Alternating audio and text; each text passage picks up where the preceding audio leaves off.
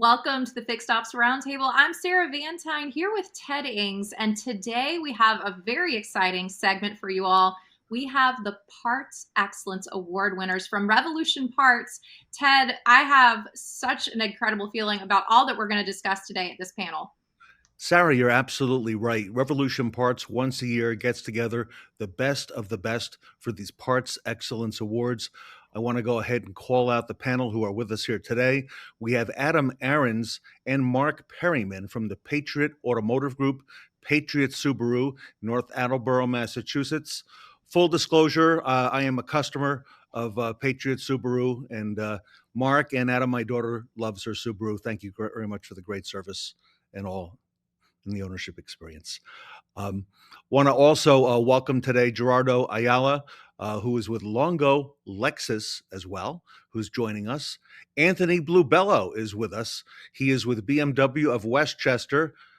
Sarah, I understand Anthony is the influencer of the year, according to Revolution Parts. No surprise there, Sarah. No surprise at all, Ted. It's incredible to see what Anthony is doing. And Jensei Numa with Revolution Parts. Jensei, thank you for bringing everybody together, and congratulations to you, Jensei, on all the success that Revolution Parts is having. Great to have everybody here together to recognize everybody for their growth and progress and achievements. There are a few dealers, Sarah, who are part of the winners who are not with us today. I'll call them out very briefly. I want to congratulate Tasca Parts, who took the overall spot for overall sales. River Steady Ford earned the E-Commerce Excellence Award.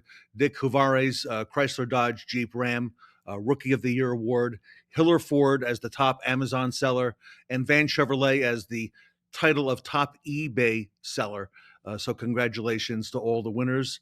And Sarah, we have some questions for the folks with us today. Yes, we do, Ted, and I'm excited to kick things off. And Anthony, I'll come to you first and we'll go around to the group. But, we're talking a lot about e-commerce and selling parts online. Many dealerships are still hesitant to fully embrace e-commerce, and oftentimes, fearing the complexity of thin margins or potential thin margins.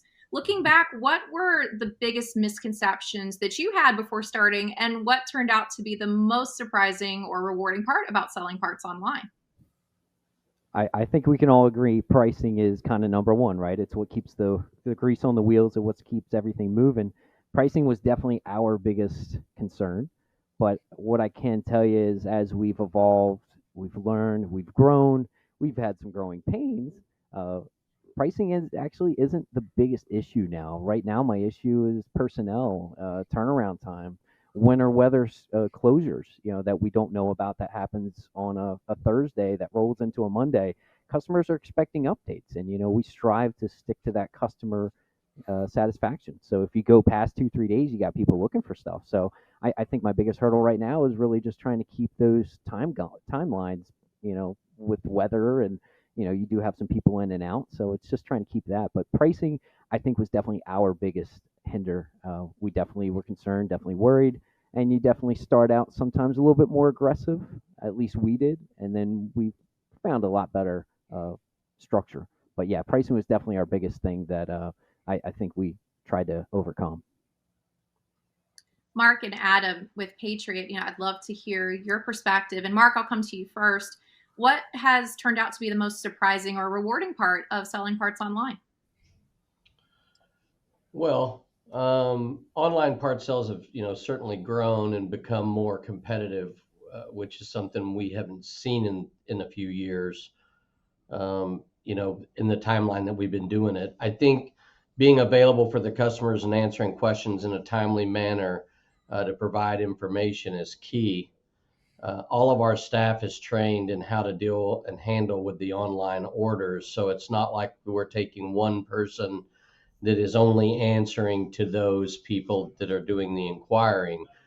Our entire staff is ready and able to and knows from our process how we need to handle that customer, which truly is different than what we had originally intended or expected.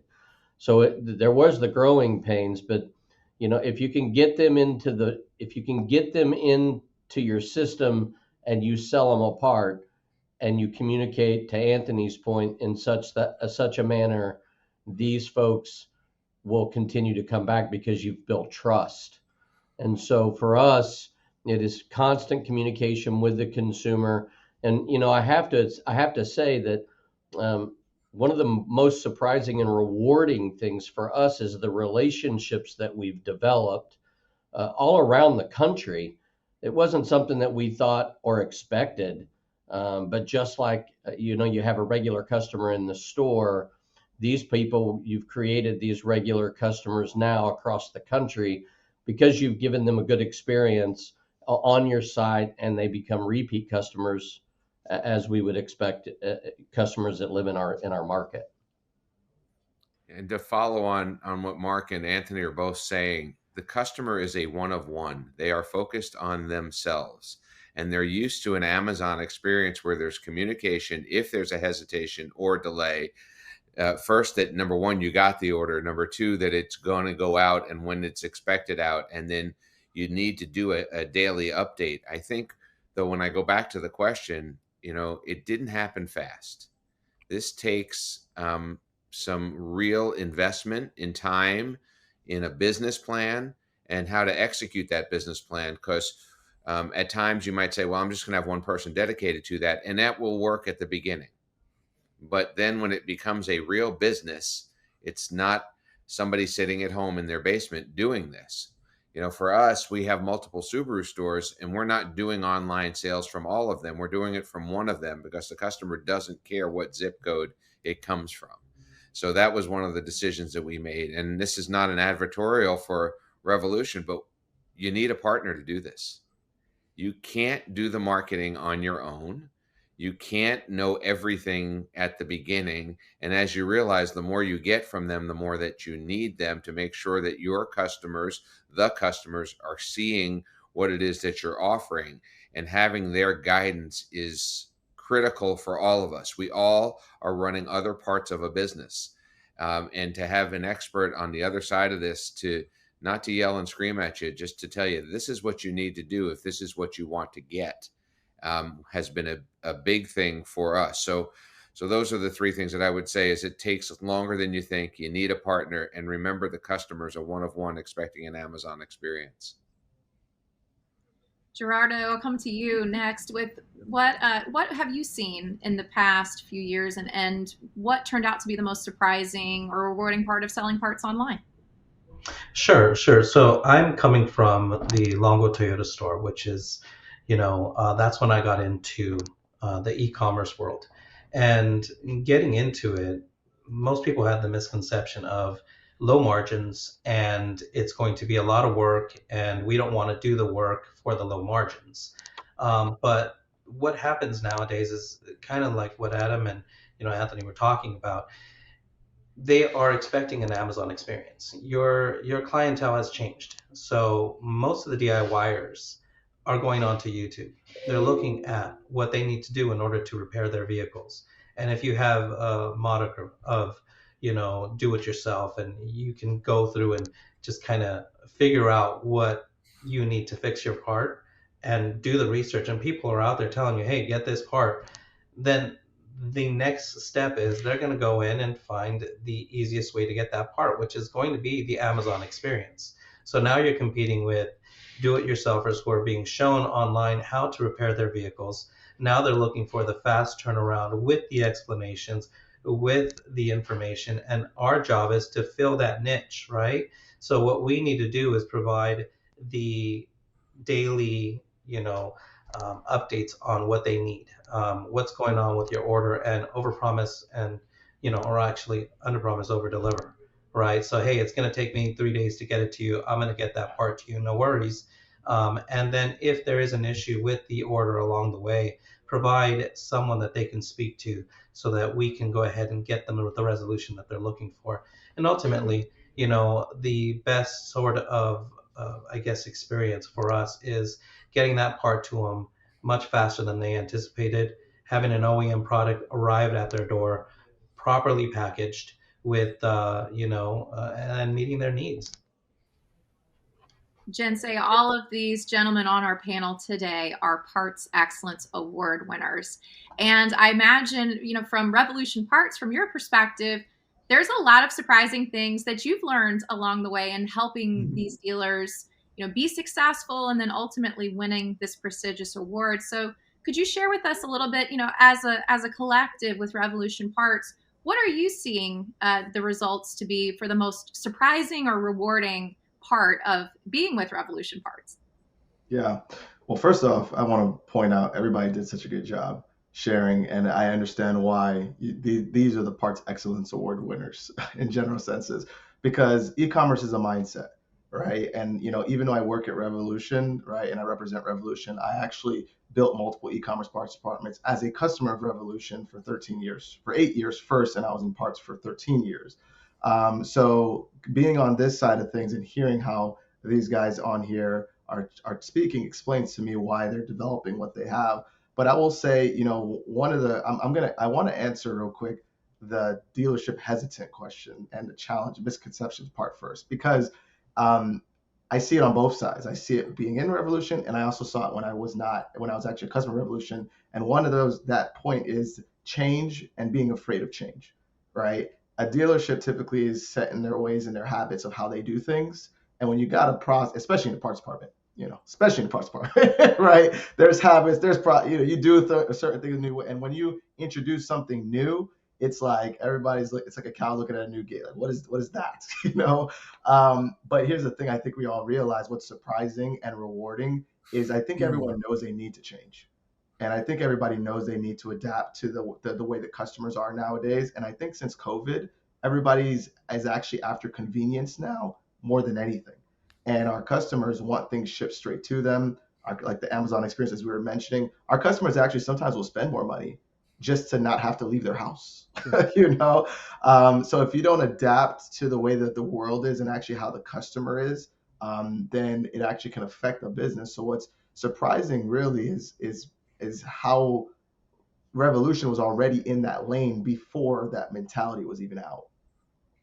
I'd like to follow up with everybody on the answer you just gave, starting with Anthony. Anthony, it would seem to me there's a certain mindset, to use that word, that's necessary to succeed in the e commerce space. Do you want to speak to that mindset or the strategy in order to get started and to succeed and to sustain that? The mindset definitely takes precedence. You kind of have to have a knee jerk reaction to help people because, in the customer standpoint, their issue is right up here. Even though me sitting hundreds, if not thousands, of miles away, your dented roof rack is, but you still need to put them as that priority as if it is a number one priority. And I think having the mindset that you want to help the customer at your maximum capacity, whether it be overnighting or just giving them confirmation, within 30 minutes to an hour, or via text or via chat, or whatever the case may be, a phone call saying, "Hey, I got your email. I'm going to get this squared away for you." They just need to know that it's getting taken care of because little things like that can balloon. But that mindset of just helping the customer, I think, is very well key. And I kind of jumped off topic and never got to say what I was rewarded for, what I feel rewarded for. What feels rewarding, we've been going on close to a decade, a little over 9 years with Revolutions, is when it's like a well-oiled engine. It's just running seamlessly. Your processor's doing the stuff, the people are answering the phones, the customers, like, stuff's getting to the customers, not having any damage claims, like, knock on wood. When things are running smooth, that is so rewarding because that means you're implementing your promo codes, you're keeping up with your messages, you're keeping up your customer communication. That's the rewarding part, knowing that you've done so much work to get things at a good level, and then you see those numbers just blossom because the numbers don't lie. But yeah, having that mindset is definitely key, and just wanting to help people.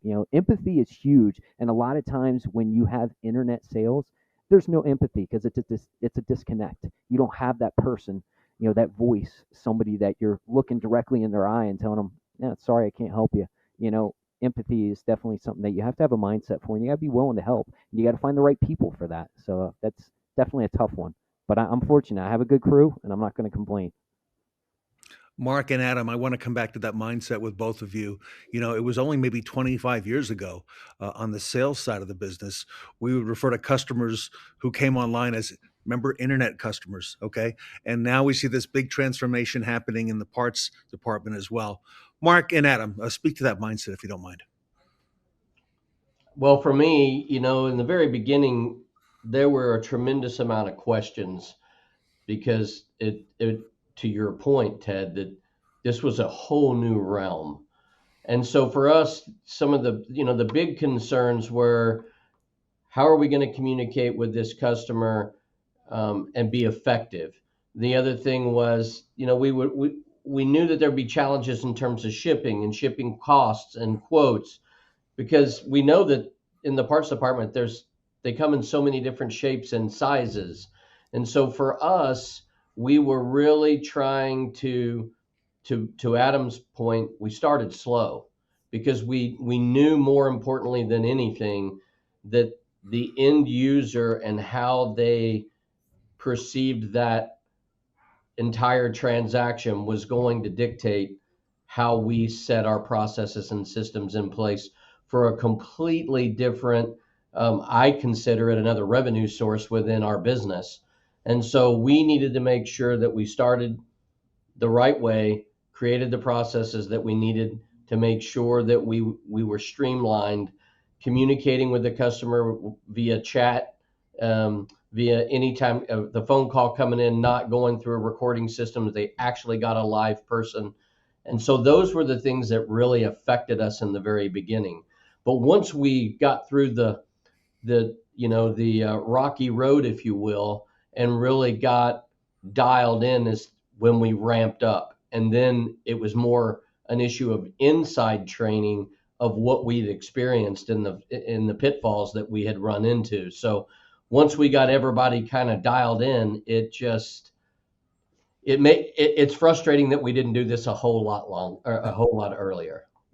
I don't disagree, and I will say that everybody, including the internal me and the external Mark, had questions whether we should continue down this path because it was that difficult at the beginning. But as an organization, we decided that if we're going to do it, we're going to do it the best. If not, we're not going to do it, right? And that's the mindset. And the fact is that this is now providing jobs in our business. It's providing earn back, tremendous amount of earn back.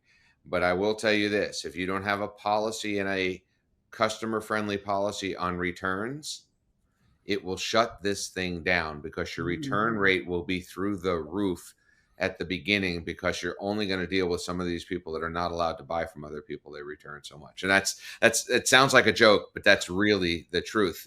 But somebody will buy something, use it, and send it back to you in a different box with grease all over it and insist this is what you sent them. That's when you can add the note in there that says, "Do not sell to this customer again," right? It is Gerard. true, but yeah, that's the mindset piece. All right, I like that. All right, Gerardo. For us, being on the Toyota side and then coming over to the Lexus side, which is more a luxury brand, surprisingly, the mindsets were the same on that end and on this end, which was they're online customers, so just get the part and take it, send it to them. But it's much more than that, right? The customer is still a customer, so we want to make sure to provide a good service to that customer at every step of the process. And that means that we have to be upfront with them on our return policies, or even be, just to Adam's point, very receptive to returns and making it very easy and streamlined. Because who we're competing with is the Amazons and the eBays, and it's very streamlined, it's very quick, and it's a quick turnaround, right? You need to meet your customers, and for us, we call them our guests. You need to meet your guests where they want to do business. And in order to play in that sandbox, you need to be open to that sort of ideology on customers and customer service on an online sort of platform. So for us, we needed to change the thought process around our business. How are we looking at these customers? We're looking at them as online guests who still require a certain level of care. So we want to provide that level of care all throughout. And again, that means if you need us to check your VIN and to get you the right part, we're going to do that. If you need us to be on the phone with you to confirm your order, we're going to do that too. If we feel like you ordered the wrong part because the VIN you provided and the part aren't aligned, then we're going to make a phone call to you and also send you an email saying, hey, this doesn't look like it matches. Can we, talk with you? Would you like us to make this change for you? And in many circumstances, in many situations, the customers, the guests are happy with these sorts of, reaching out. And that's where I've seen that we've had a lot of repeat and reoccurring guests coming back to us because, they might start off looking for the cheapest price, but they're going to come back for service. And that's what we need to emphasize in our businesses, not only on the Toyota side, but on the Lexus side. And we've seen a huge turnaround. It also is, staffing the right team members in those key positions where they have the support that they need from their management team. They have the support that they need from the rest of the department to make sure that we can hit those metric, which is customer service, getting these parts out within a timely manner, and again, making sure that the customers king. Jensei, some great retailers there who've made a big commitment to e-commerce. Anything that you'd like to add, Jensei, from the Revolution Parts side? Yeah, one of the things that, and everybody hit it the nail right on the head. Everybody talked about customer service. Everybody talked, and really, if you want to put it in a nutshell, it's reputation, right? You got to think about your e-commerce business as you're building a certain reputation because customers have options, and the thing is, the options are even closer online than they are, in a physical location because they're looking up a part and multiple things are populating to search for. So your reputation is what separates you, and that's a huge factor when you want to have the right mindset on the e-commerce space. The last thing I'll throw out is giving the e-commerce business the attention it deserves to grow, right? And I just throw a lot of times I see accounts and they start or they're thinking about e-commerce and they kind of have like a set it up and walk away thought process. I'm just going to make sales because I set it up.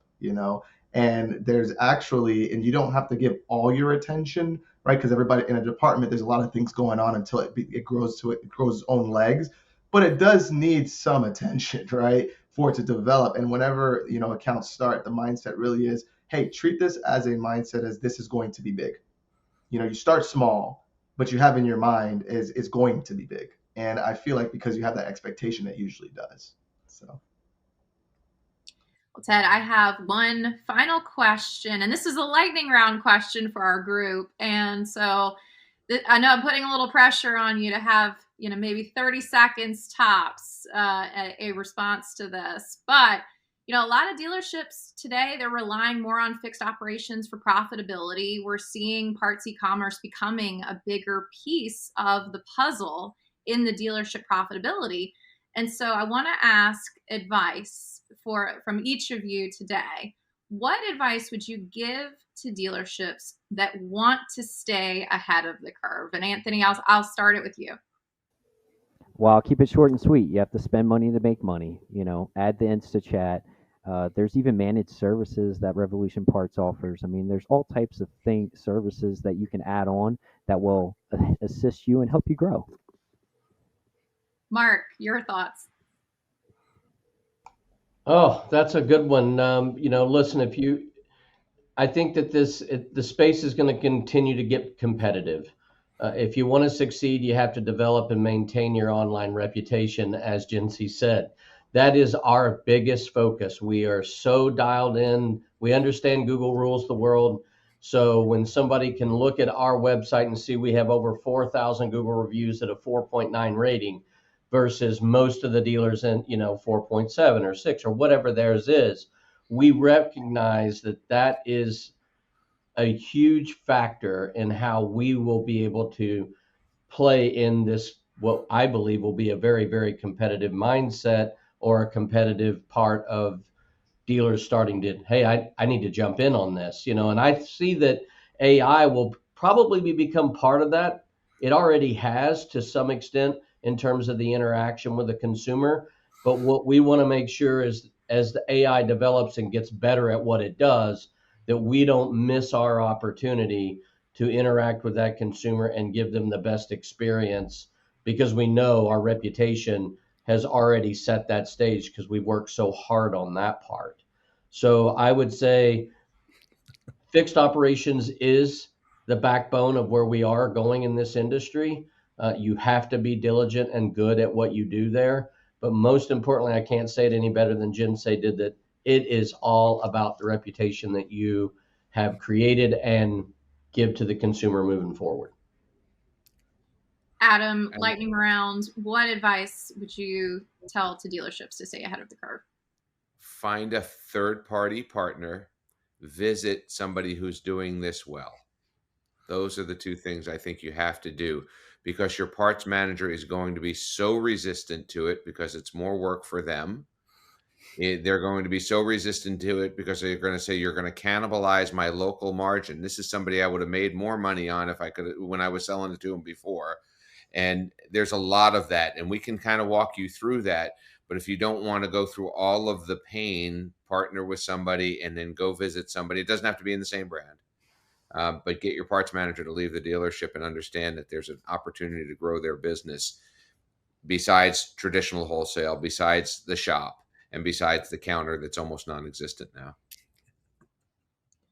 Gerardo, your thoughts, quick lightning round. What feedback or advice would you give?